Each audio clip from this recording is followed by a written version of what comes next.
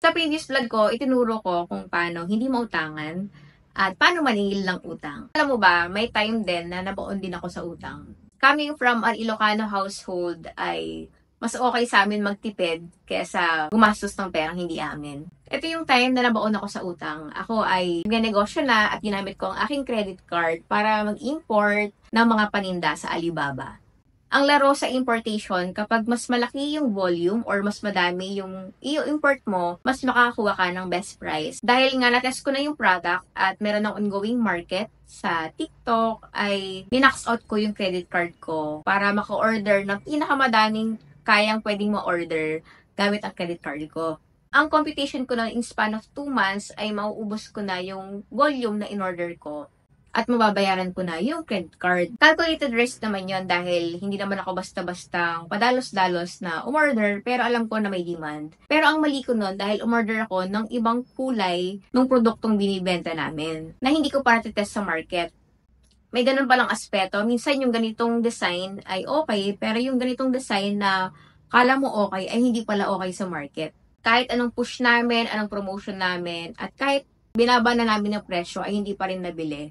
Meron pang daang pirasong naiwan sa amin. Ilang box ng produkto yung hindi talaga namin na-push. At ayun, lugi, tenga ang pera. At nabaon kami sa utang sa credit card. Dahil nga hindi namin nabenta, ay wala kaming pambayad. That time, nabaon talaga ako sa 6 digits credit card debt for several months. Ang realization ko, ang hirap palang makatulog sa gabi kapag meron kang utang na dapat bayaran. Wala kang peace of mind, hindi ka mapakali, kahit nag-iisip ka ng paraan para maayos mo, ay parang wala kang peace. Kasi habang tumatagal hindi mo siya nababayaran, ay lumalaki ang interest at penalty, at lumalaki talaga ang utang mo. Kaya ito, isi-share ko sa inyo, personally, ang ginawa ko na 7 ways para ako'y makabayad sa aking utang. Unang-una, in-acknowledge ko talaga na ako ay buon na sa utang at dapat ko yun bayaran. Nasa moral values din kasi talaga natin na ang utang ay dapat nating bayaran. At kapag hindi ka talaga sanay na may utang, ay hindi ka talaga makakatulog. In-acknowledge ko na may pagkakamali ako, may lapse ako, naging taker ako ng sobra, at dapat kong gawan ng paraan na mabayaran yun as soon as I can. Number 2 is reassess your finances. Check mo yung cash flow mo, yung income at expenses. Sa darating na pasok ba ng pera ay may susobra, baka pwede mong iyon ang ipambayad mo sa iyong utang. Kapag alam mo na yung financial status mo, positive ba, negative, or break-even, ay makakapag-adjust ka na sa mga next step mo. Third way para makabayad ka sa iyong utang ay cut your cost or bawasan mo yung mga pinagkakagastusan mo. Ilista mo lahat ng expenses mo at tignan mo kung saang expenses dyan yung pwede mo munang tanggalin or bawasan. Baka naman pwedeng hindi ka muna mag-aircon para bumaba ang yung electricity bill. Baka naman pwedeng hindi mo nang mag-lunch out or kumain sa labas para makatipid ng konti. At magkaroon ng surplus para maipangbayad sa utang. Ang number 4 tip ay find a way to increase your income. Naniniwala ko sa kasabihang money or sales solve many of the problems. Lalo sa negosyo, kung marami ka namang pera, pampaikot, marami kang benta, kung anumang problema, anumang hindrances na maaari mo ma-encounter sa business mo, ay pwedeng masolusyonan ng pera. Kasi pwede kang mag-hire, bumili ng equipment. Sa buhay din actually, kapag marami kang pera, marami kang masasolve na problema. At isa ito, yung pagbabayad ng utang.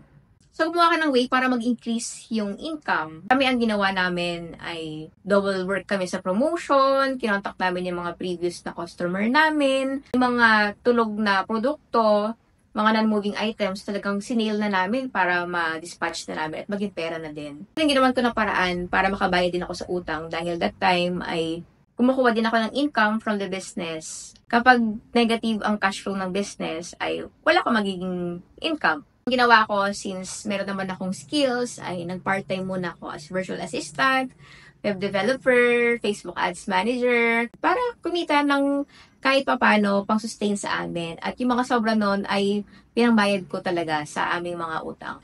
Number 5 tip ay ipambayad mo yung lahat ng perang pwede mong ipambayad. Dati ang ginagawa ko, iniipon ko lang yung pera sa bangko, tapos hanggang sa mapuno ko yung pang full payment. Pero nung panahon talaga na sobrang laki ng utang namin at parang overdue na talaga, ang ginagawa ko kapag may pera na, kahit maliit pa lang, ipinababayad ko na agad. Para hindi ko na rin magastos.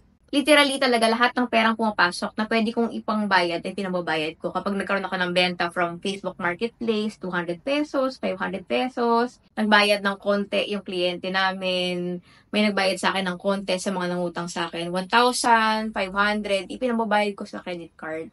At alam mo, nung last month na nagbabayad kami, sobra pa pala yung nabayad ko kasi nga, ganun yung ginagawa ko. Talagang lahat ng pumapasok, binabayad ko talaga. Akala mo ang liit, 100, 200, 500. Pero nung pinagsama-sama mo, kaya pala nun punan yung dapat mong bayaran.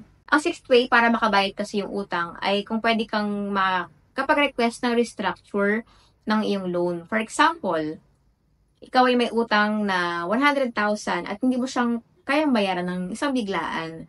Baka pwede kang mag-request sa iyong inutangan na gawing 6 months ang payment nito. Expect mo lang na medyo lalaki yung babayaran mong amount dahil mo factor in din yung interest dyan at yung maturity date. Pero at least mas magiging affordable at mas achievable siyang mabayaran kapag monthly mo siyang babayaran versus sa isang biglaan. Mapa-institution man o individual yung taong hiniraman mo ng pera ay ma-appreciate talaga nila kapag ikaw willing makapag-communicate at willing hingi ng terms para mabayaran mo yung utang mo. At ang 7th way para makabayad ka sa utang mo ay huwag ka nang mangutang. Lalo kapag nagbabayad ka pa lang, ay huwag ka nang magdagdag pa ng isa pang utang dahil may interest na naman yan at mas lalaki pa babayaran mo. Kapag nakatapos ka naman na sa iyong mga bayarin, ay huwag ka nang mangutang. Live within your means at take calculated risk. Yan yung natutunan ko sa experience ko sa pag-i-import. Bago tayo magtapos, ay gusto ko magpasalamat sa Shakira Essential. They are a manufacturing plant offering rebranding ng mga essential oils, helmet spray, linen sprays. Yan ang mga bestseller nila. Kung gusto niyo mag-start ng inyong negosyo at an affordable price, i-message nyo lang sila sa Facebook nila. Ilalagay ko dyan sa baba ang kanilang link. Ayun lang muna, hopefully makatulong itong mga tips na naibigay ko na personal na nagamit ko para makapagbayad tayo ng ating mga utang. Again, I'm Wilma, and my mission in this channel is to help you start and sustain a business. Madaling magsimula ng negosyo, pero mahirap magpatuloy. Pag po natin sirain ang ating pangalan dahil sa utang, dahil ang pera madaling kitain, pero ang tiwala kapag nawala ay mahirap nang makuha uli. At sa negosyo, napaka-importante na tayo ay napagkakatiwalaan at maganda ang ating pangalan dahil yan ay isang asset ng ating company. Kung katulad niyo rin po ako na ayaw mabuon sa utang, kayo ay isang negosyante o nangangarap maging negosyante in the future at gusto nyong makawala sa hirap ng buhay, isamahan niyo po tayo sa ating Facebook group, Discarding Online Seller Helping Group. Ilagay ko po ang link sa baba. At dyan po tayo magtsikahan, magpalakasan at magturuan ng anumang tips and tricks sa ating negosyo. Bago po tayo magtapos ay nais ko pong iwan ang Bible verse na to, Proverbs 22:1. That a good name is greater than great riches. Akin ko po ay tayo po'y patuloy na pagpalain ng Panginoon para patuloy tayo maging pagpapala sa iba. Yun lamang po, maraming salamat!